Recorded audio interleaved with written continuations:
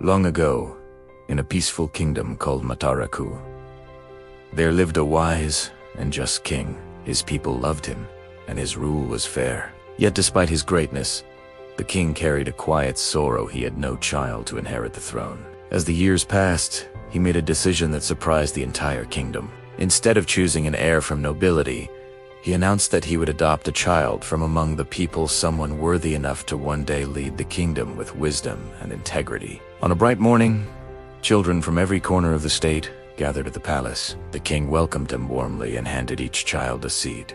"Take this seed home," he said. "Plant it, care for it, and return in 6 months. The child whose plant thrives the most will become the heir to my kingdom."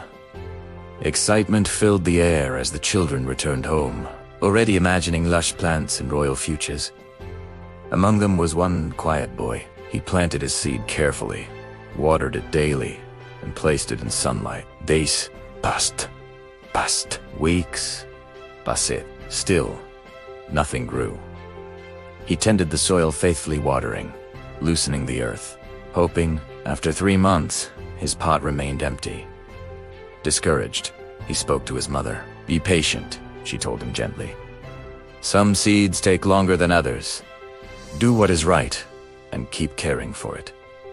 So he did. 6 months later, the time came to return to the palace. The boy looked around and saw children carrying pots bursting with flowers and tall plants. His own pot, still empty, felt unbearably heavy. Fear crept into his heart, but he chose honesty and carried it with him anyway. When the children lined up before the king, the palace buzzed with excitement. One by one, the king examined the plants. Then his gaze fell on the boy holding the empty pot.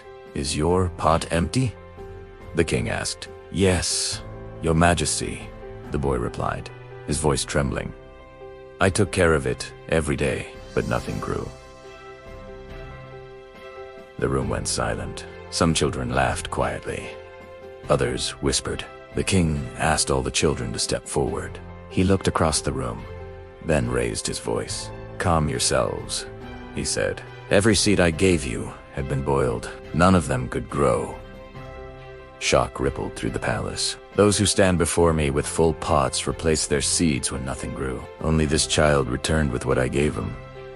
The king walked toward the boy and placed a hand on his shoulder. "This," he said, "is the one who will inherit my kingdom."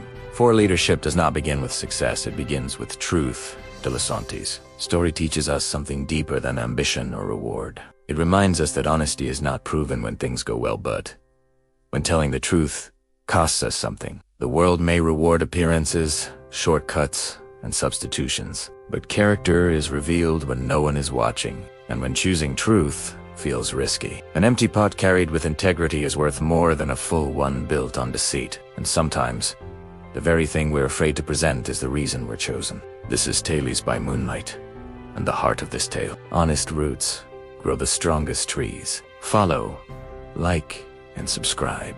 Thanks for watching.